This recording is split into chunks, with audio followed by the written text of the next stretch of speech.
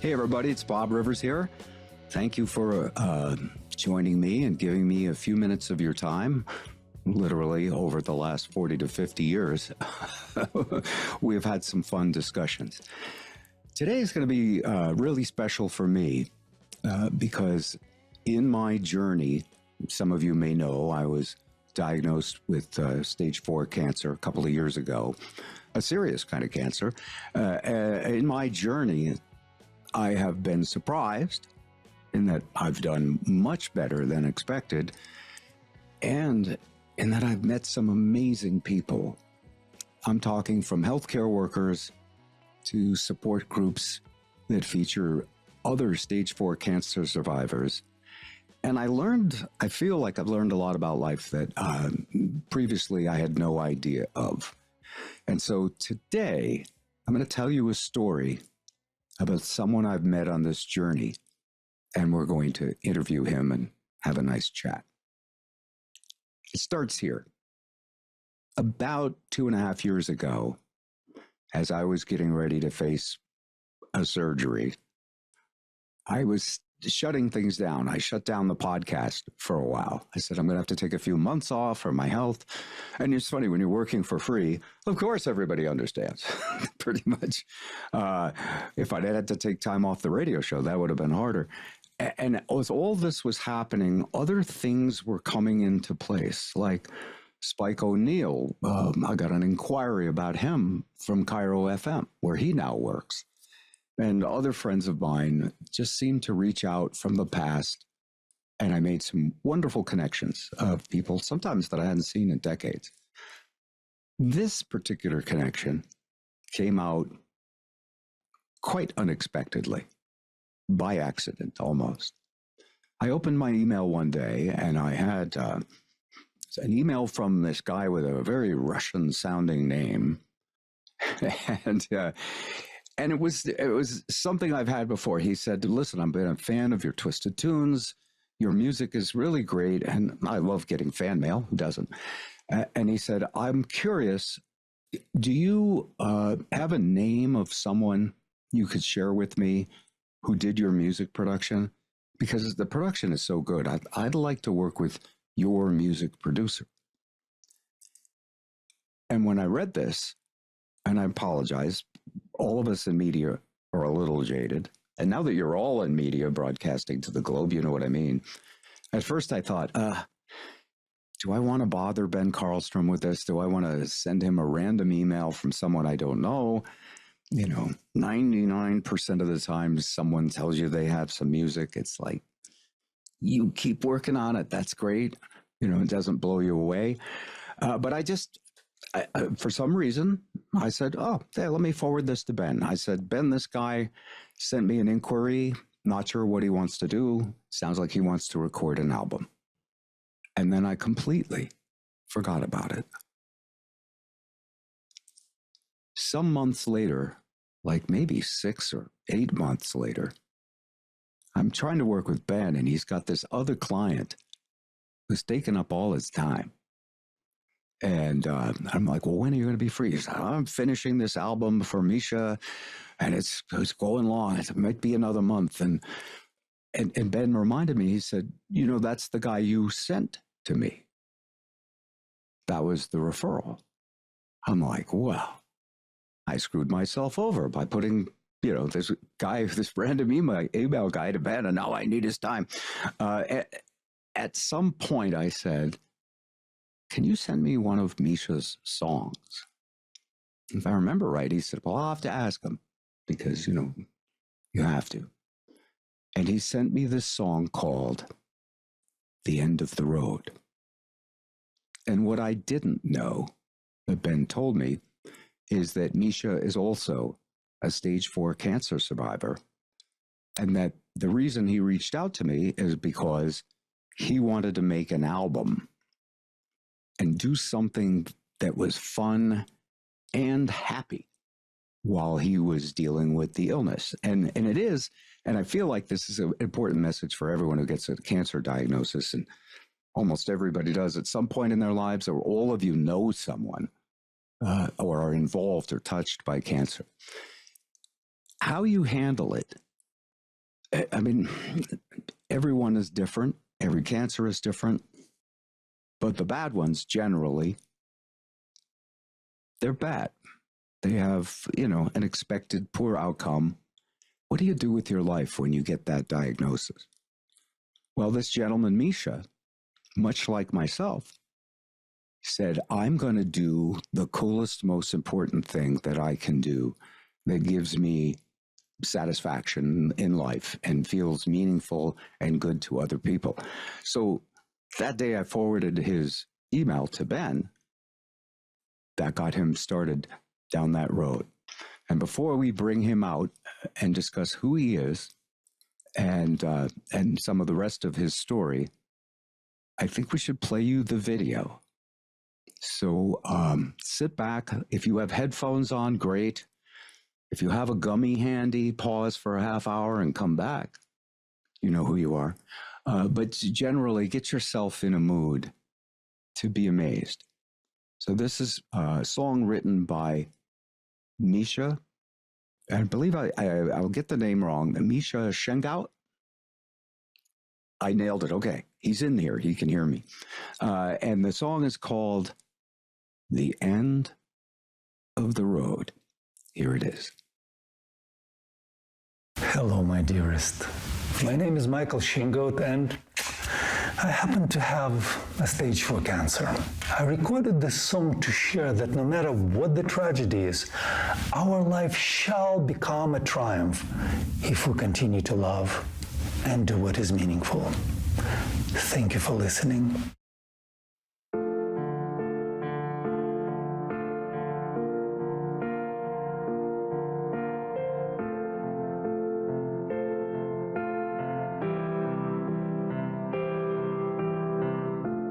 Winter's mist is rising, our summer gone too soon.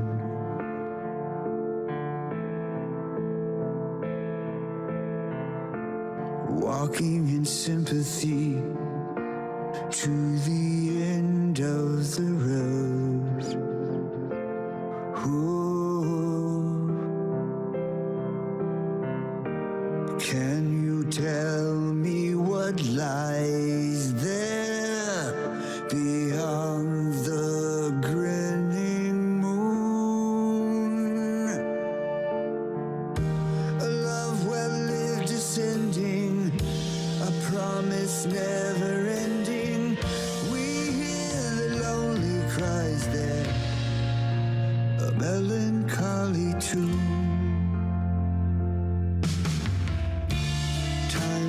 On our side believes it's overdue.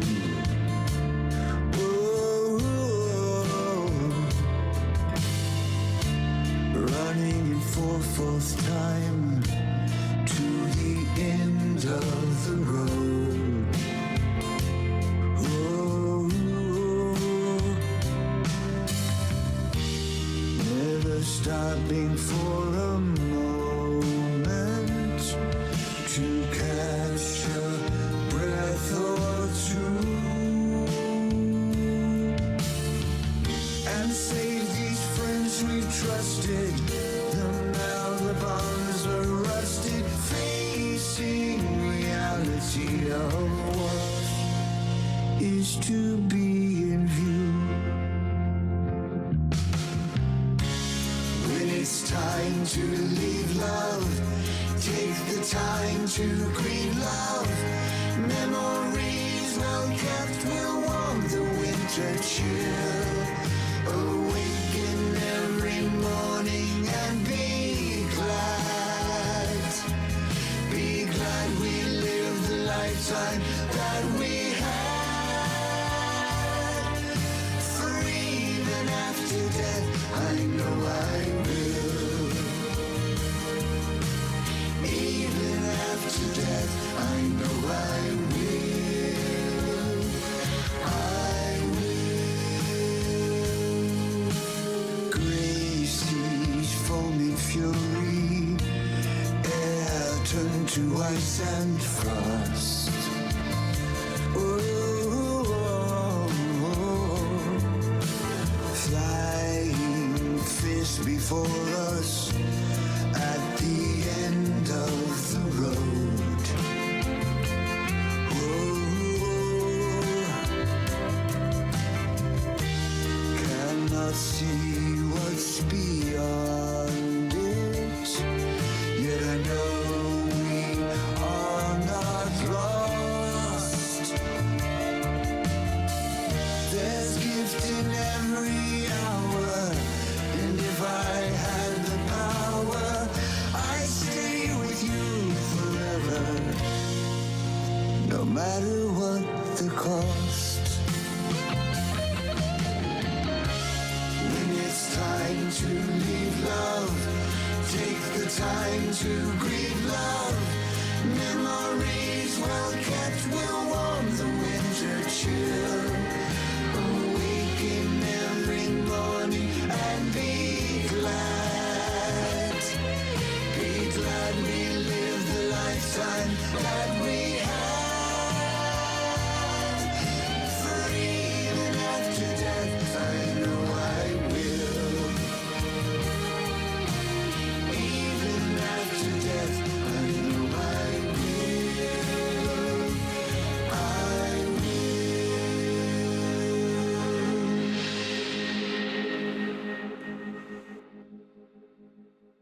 I I want to bring on Misha now.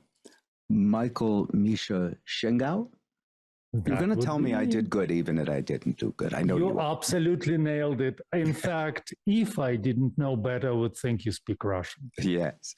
Well, so, all right. Welcome, Misha. When, for everyone else, Misha is easier to spell. When I listened to the song, remember, I wasn't expecting much. You were an emailer, and I knew if Ben was working on the album for a year that, it must be good because he does good stuff. But I heard it and I was like, immediately I wanted to play it for other people. And that's a good sign with the song. I played it for Cliff Goodwin, who toured with Joe Cocker for several decades and has played in stadiums of hundreds of thousands of people. And he loved it. And he said, he's Russian. And I didn't know anything about you then. I said, well, how do you know he's Russian? Oh, he goes, they love the minor chords. Yeah, there is that. Yeah. And but then there's a deeper meaning behind that, because your heritage does come into this. You are inspired not just by great Russian composers, Tchaikovsky, Rachmaninoff, and a few others, but you're also inspired by literature. And you mention Rudyard Kipling's poem, If, which I'm not familiar with. You want me to quote it? You want me to recite it for you?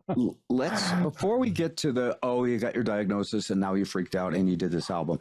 Let's start with that, because it seems to be the most important poem of your life. That is absolutely. In fact, that was the first poem I memorized in English before I even really could speak the language. It was back, I was 12. It would be like me singing Frère Jacques, dormez-vous. That's very good, actually. Yeah, not a classic. You can keep your head, my friend. Yeah. So you were learning a poem in English? Yes, in both English, and there was a great translation into Russian. Okay. Of course, I read it first in Russian, and this is like miracle. You kind of look at something and you think it's untranslatable. It's too deep, it's untranslatable. And then somebody does it, except the poet must be at the level with the translator must be at the level with the poet. It goes for Romeo and Juliet, right? Who can match Shakespeare? Thelma and Louise. Louise? I'm trying to make you laugh again. I'm sorry. You didn't. You failed this time. Romeo and Juliet, Thelma and Louise. But anyway, to translate that, how do you translate that? I remember reading it in English, like, bloody hell, you cannot translate. And then I read translation by Nobel Prize winner Boris Pasternak, Dr. Zhivago guy. Yes.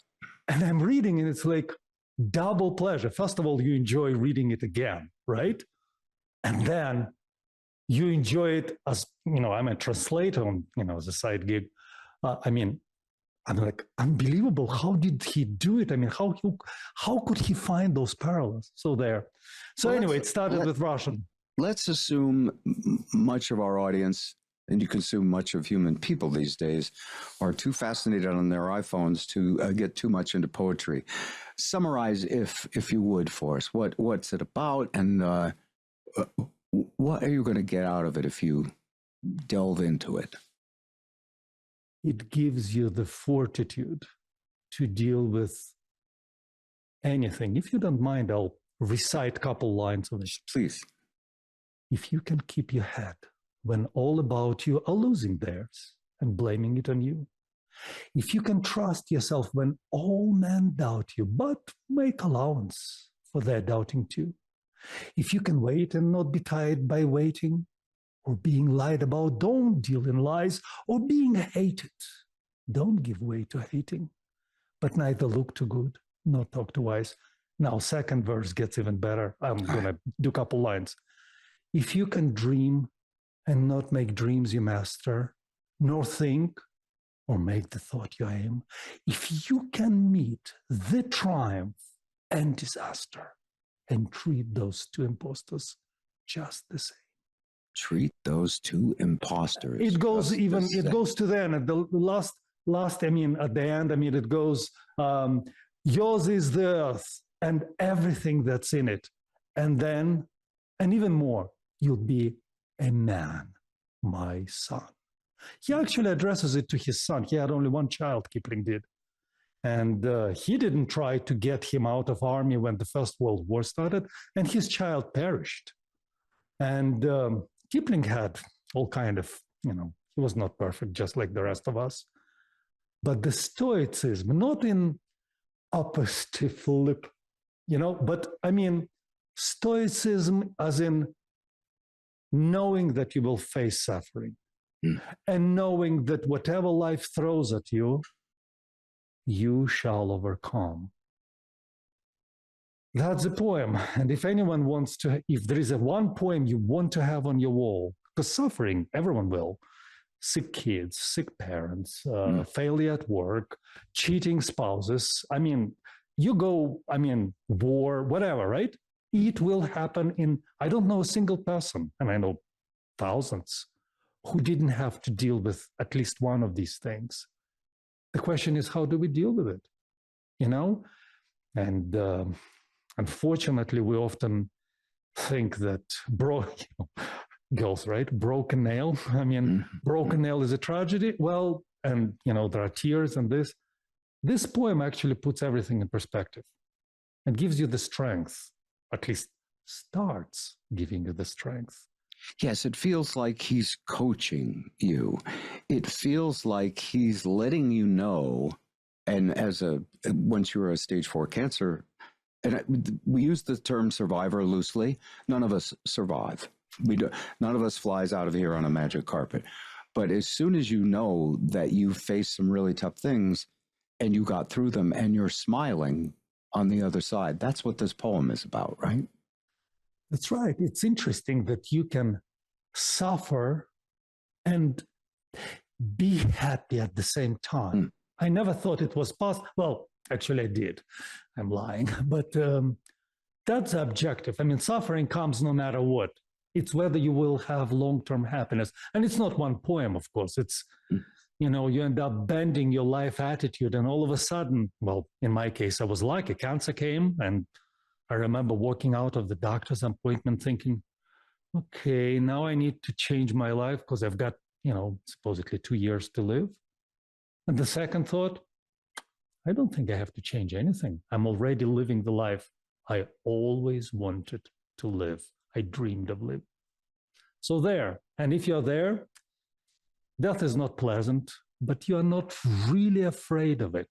You kind of like, okay, let me get done whatever I think that For me, I have this to-do list, and I don't like the term bucket list because that usually means state parks and national parks and things like that. And the to-do list is things for me to actually do. And like you, I delved into a project. I'm working on a film soundtrack about Alan White, a dear friend and Rock and Roll Hall of Fame musician who passed. And there was this huge concert of people honoring him. And so I was like, I haven't been in the recording studio in a long time. I used to make twisted tunes. I used to always be recording with Ben, by the way. And then I said, well, I've got to get back to that, and started working on that movie soundtrack. And just as when I was in my 30s or 40s, and I passionately enjoyed doing something, I had that same feeling. In fact, maybe this is the best way to sell it to people, Misha, is you will feel the youngest you've ever felt instead of the oldest. Out of the 7 happiest years of my life, 5 I have spent with stage 4 cancer. Yeah. Go figure, right? Yeah. I got married by Elvis. I mean, life doesn't get any better than that. Are you serious? You were married in Las Vegas? Lisa and I did do reinstitute our vows. I did get inducted into the Radio Hall of Fame, which I know. I take I only drop it in when it's important to the conversation. But more importantly, in the last few years, and for me, it's been 2.5 years, and you've been how many years?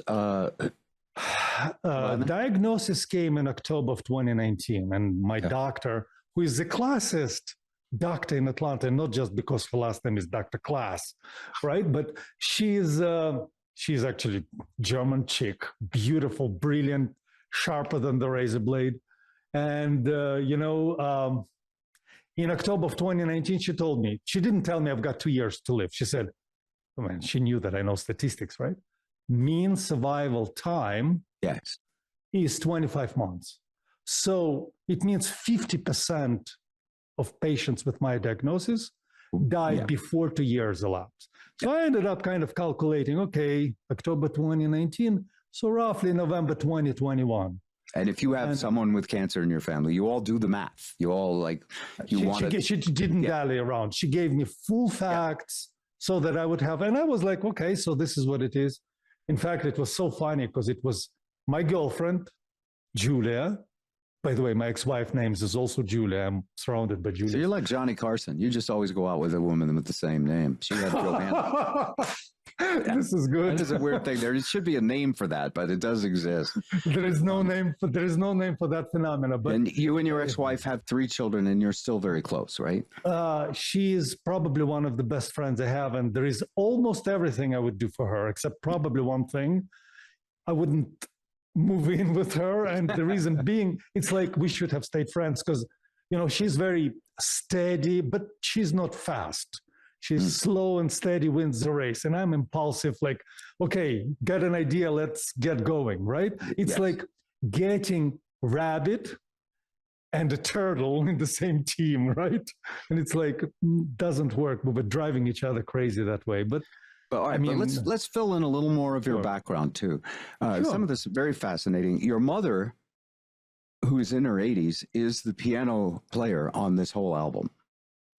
For the almost all album. I mean, there are some little pieces that Ben filled in, and there was a guy in Ukraine named Taras Kuznetsov who also did at least one part in one song. And your dad, what did he do? Oh my God, what didn't he do? It would be easier to state. God rest his soul. He died in July of 2020, right when COVID was. So he got master's degree in physics. Let's start there, right? That's easy. He worked as an engineer. Okay, physics engineer. Okay, you can connect that. Then he kind of, in Soviet Union, engineers were not get paid all that well. It was like basically cleaners would get more paid than engineers. So he would try working as a driver. He did furniture upholstery. What he didn't do, I don't know. He worked his ass off for his family. He worked his ass off for his family. Well, I would say that he was a very eccentric individual. Oh, but also eccentric in what he chose to do. That's right. He decided that most far out job he had. Translating from Japanese, which is like, what? I mean, like Japanese, and that was in late 60s. And he basically sat for 2 or 3 years, 14 hours a day trying to, master it. He never did, by the way. But here is the thing. He wasn't translating literature. He was translating technical texts, where his engineering background fit perfect. Okay, right? so now this sort of makes sense to me because I know a little bit about you.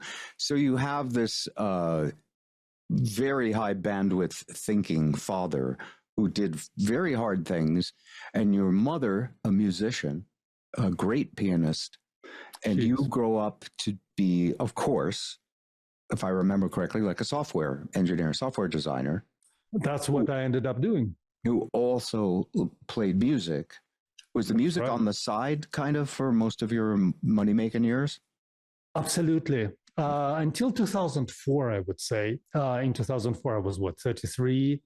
And I realized, that me and, my now ex-wife, that we have a difficult time and, we are not a good match, but we already had 2 kids, right?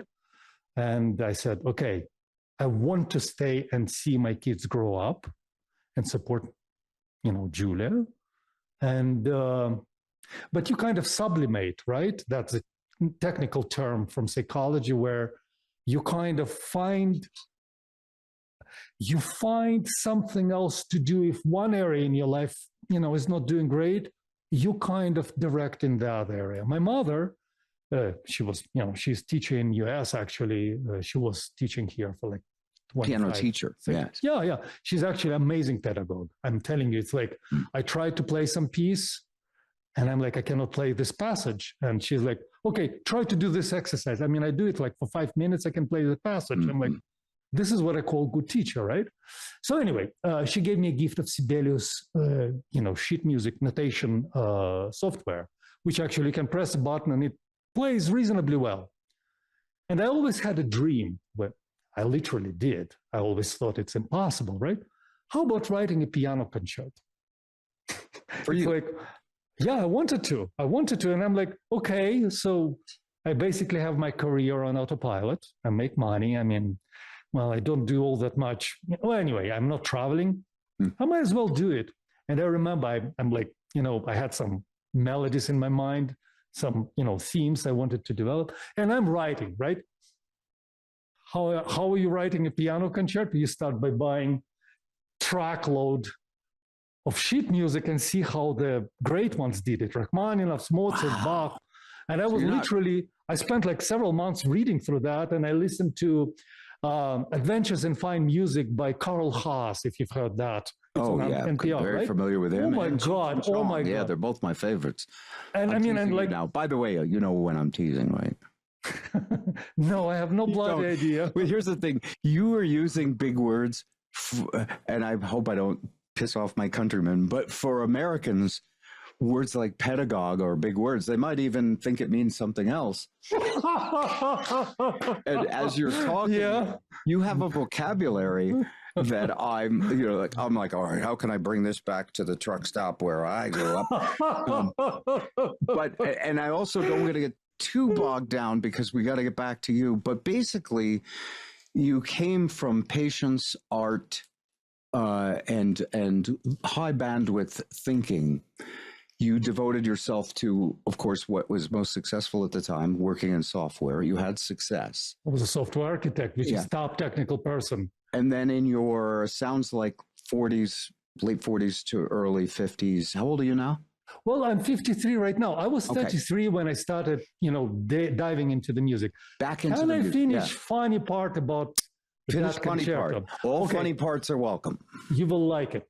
So here I am, writing, every 4 bars playing a button. How does it sound, right?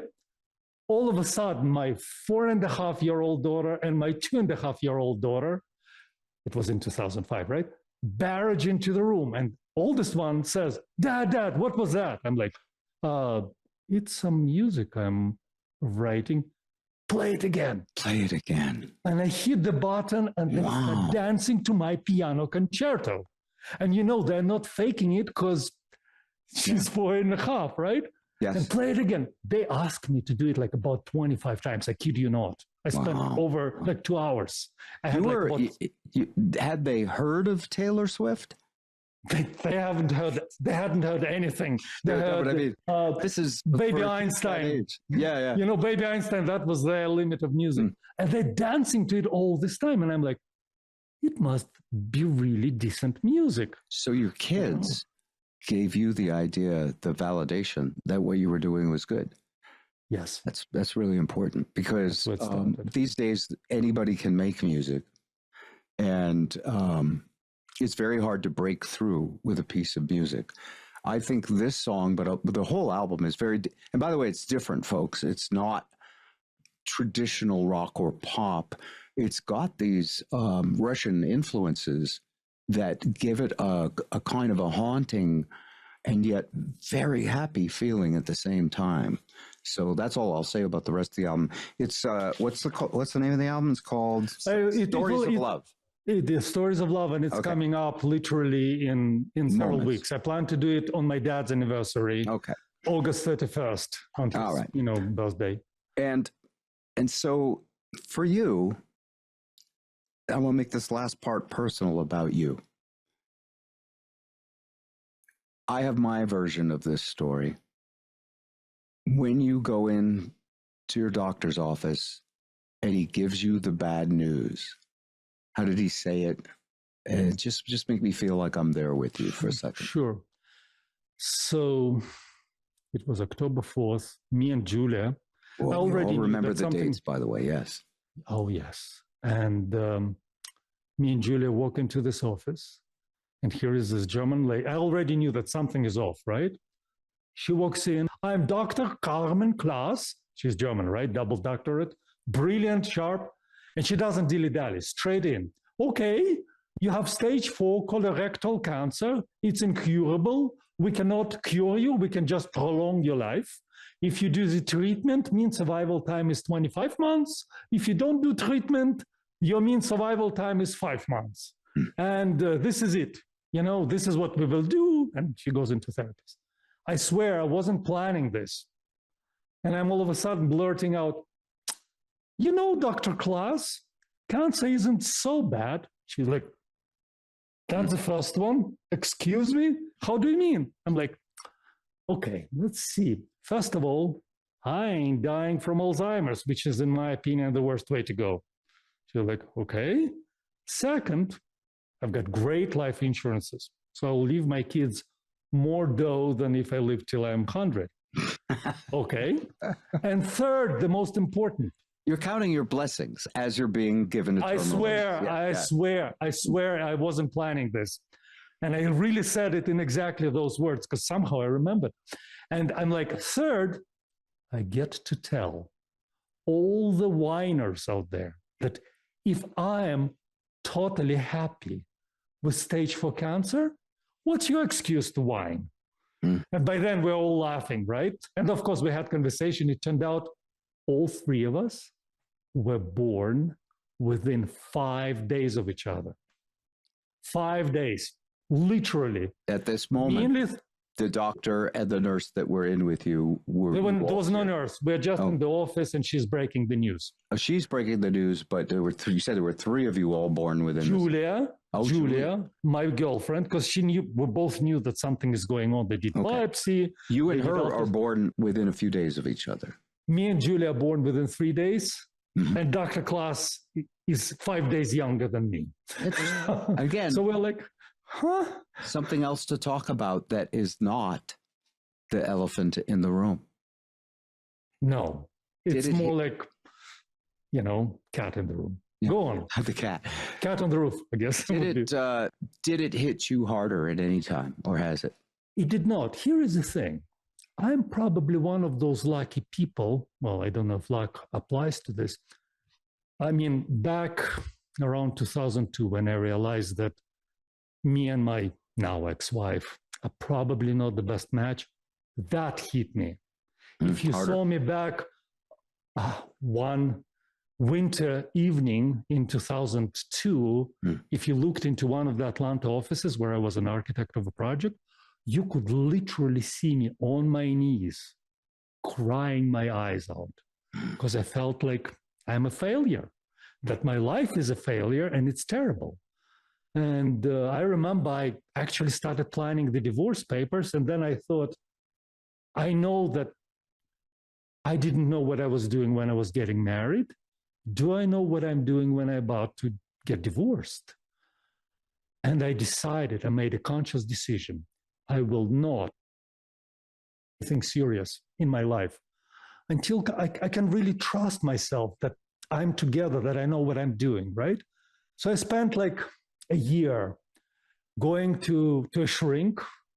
By the way, probably the most useless $2,000 I spent in my life. No kidding. No. Well, I mean, first two appointments were probably useful because he did like first for $100 was a session. He did testing for like 4 hours, which basically would show where I am in different psychological parameters relative to people. And I'm like, I'm really off. I'm not seeing a therapist right now unless you count you, Michael McMorrow, and Matt behind the scenes recording this podcast. And that's good for you.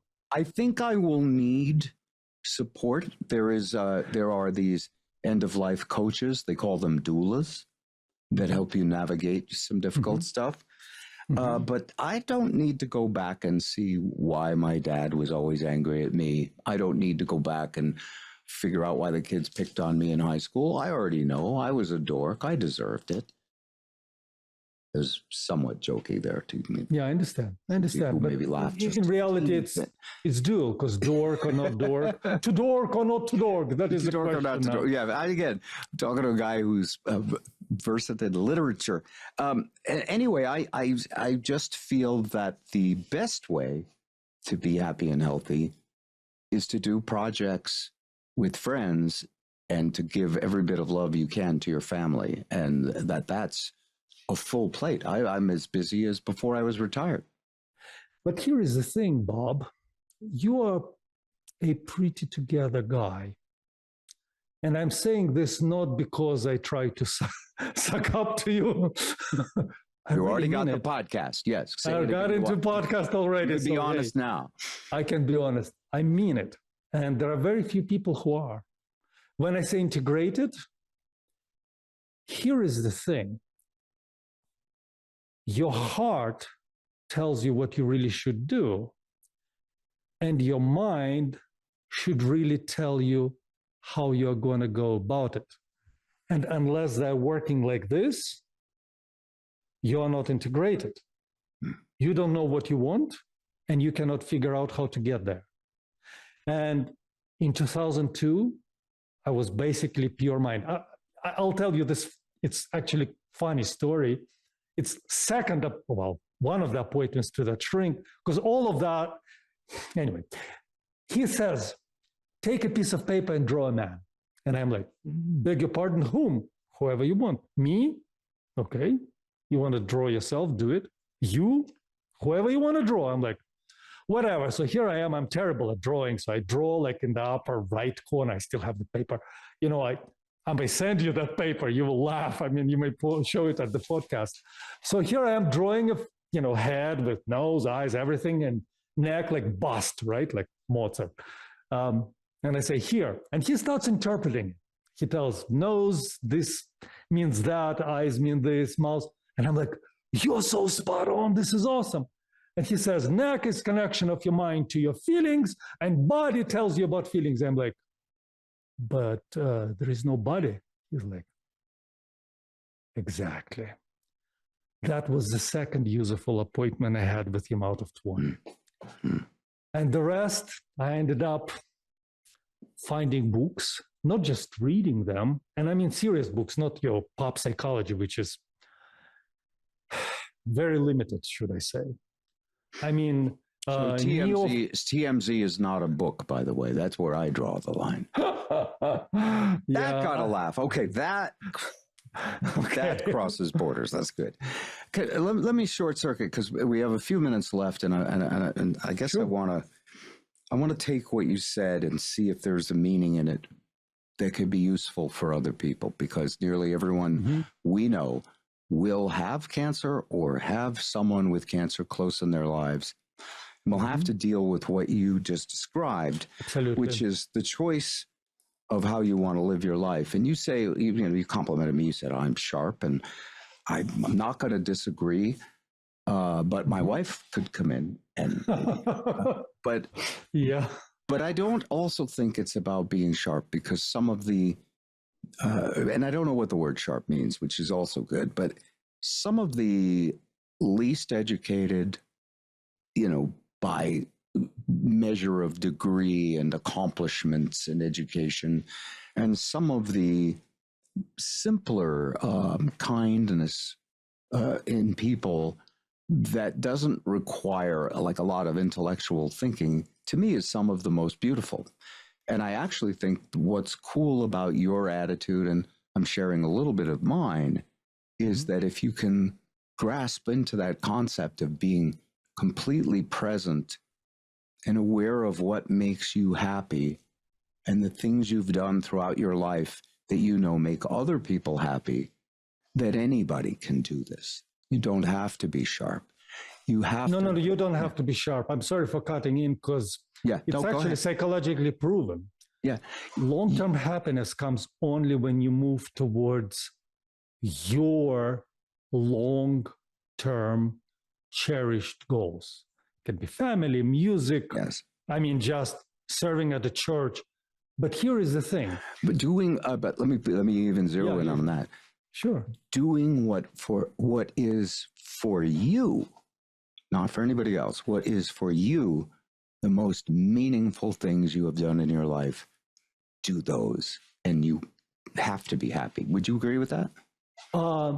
Absolutely. And here is the problem, which out of my friends, I can name you, I name very few people, like maybe 5%. Everyone else, either they're certain about what they're feeling, but they cannot plug in their mind. I'm not saying you don't have to be sharp for this, but you have to be like, you know what you want right here. Yeah. And then you're basically saying, let me plan it. I mean, right here. The answer is in the title of your album. It's The Stories of Love. We write our story. Yeah. We write our story of love. You and I have had this discussion. I always say I'm the creator of the reality streaming show that I star in. And there are 365 episodes per season. And I'm in my 68th season doing this show. I don't get to write the parts for the other people. Those just come at me. And I would have written the whole cancer thing the way it ended up getting written. But I do get to, when you watch a show, the end of the show, if you ever watched something that's like 5 or 6 seasons long and you're really into it, you're into all the characters and it's coming together in a beautiful way and characters have growth. And it's got closure and it's wrapping itself up nicely. And then they do a shitty job on the last season. Dexter comes to mind. A couple of other, the Game of Thrones last season was terrible. And you go, oh, well, that was a terrible end to that life because the show itself is a life. If you are able to suspend disbelief and be in it, it is, it is us living vicariously through a script. And Shakespeare, of course, you've quoted all of these famous Russian people. I have to say something that Shakespeare said. He said that all the world's a stage. And so for me, thinking about these last few years, I've thought, how do I want my character to go out? Do I want him miserable, screaming, clinging to the last cup of coffee, or maybe loving everyone around him and saying, thank you, because I have nothing but gratitude. Now, I know which one looks better for me in terms of virtue signaling, but it seems that it also works. It's the only way it works. A stage story, I mean, of course, I am more like auditory guy, so for me, it's a story. Stage, same thing. And you're basically writing the story of your life, and hopefully you continue to move towards whatever is valuable, meaningful for you. And love is definitely one thing. I had a spiritual experience 4 years ago that blew me away. It was like, universe tells you to figure out love, okay? And funny enough, my doctor keeps on telling me that it's your stupid cancer.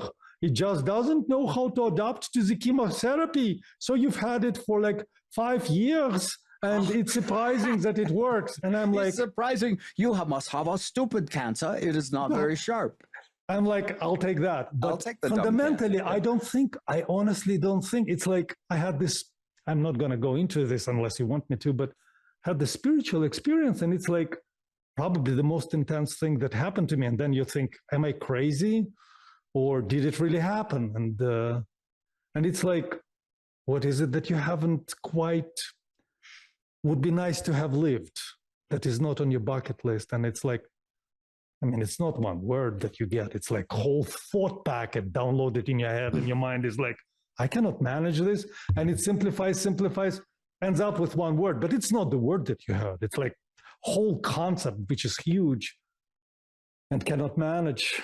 And that word was love. And I'm like, huh. And I was like, yeah, I mean, so what do I do with it? And it's like, then I realized the universe has a sense of humor. It's you know, so, and that's why the stories of love, that's why, I mean, I was planning to start a project also in August. I've been planning it for 3 years.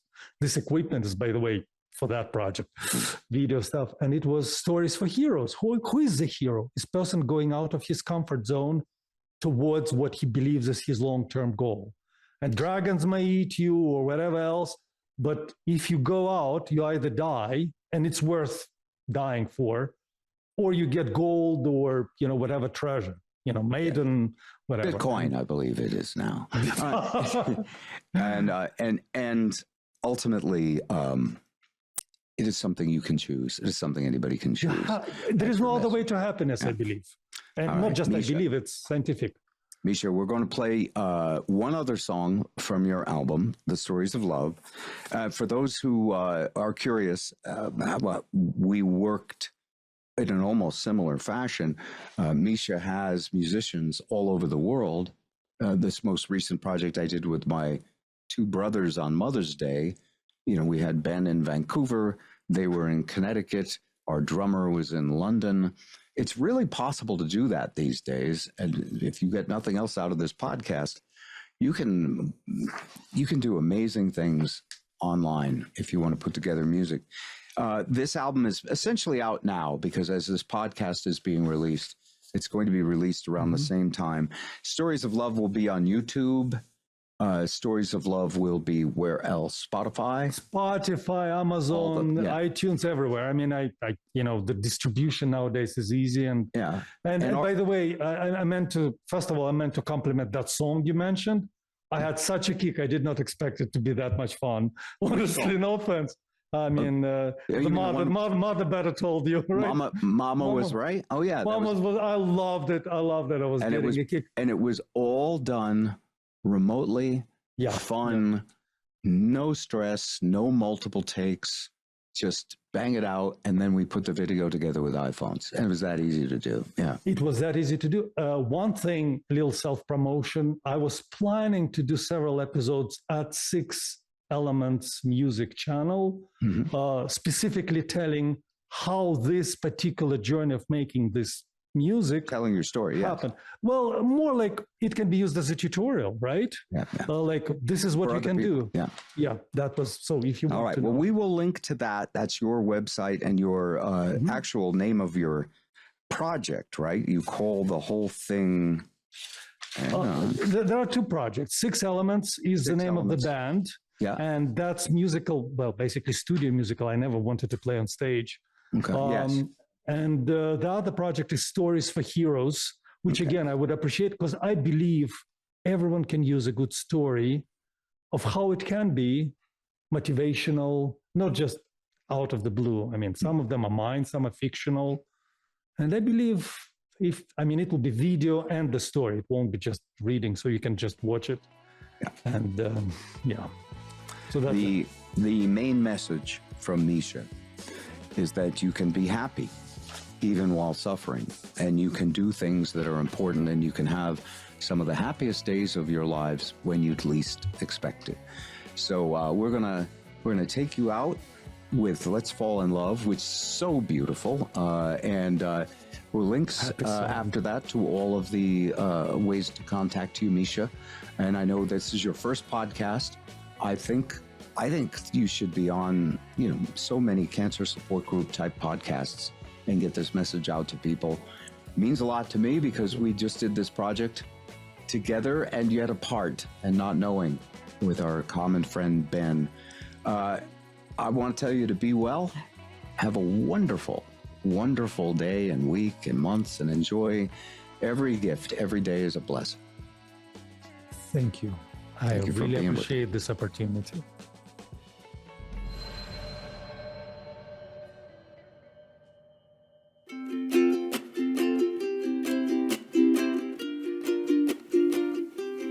They often say when we tie the knot that men are from Mars and women are not.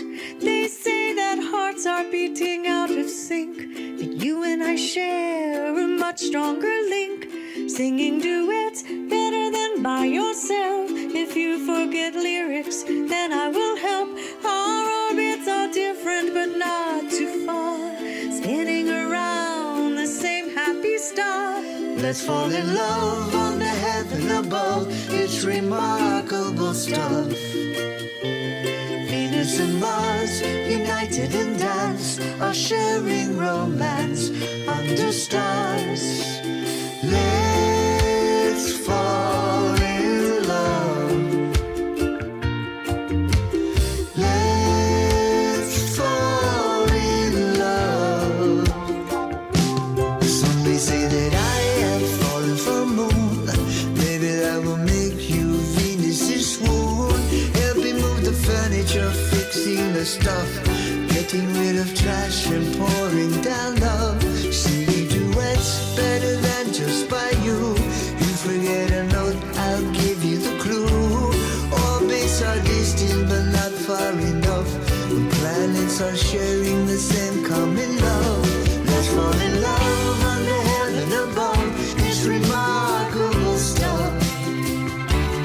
Venus and Mars, united in dance, are sharing romance under stars. Let's fall in love. Let's fall in love. When the love is missing, the magic is gone. Life is as tasteless as broken stone. If planet never share a bond, it must be Pluto, cold and alone.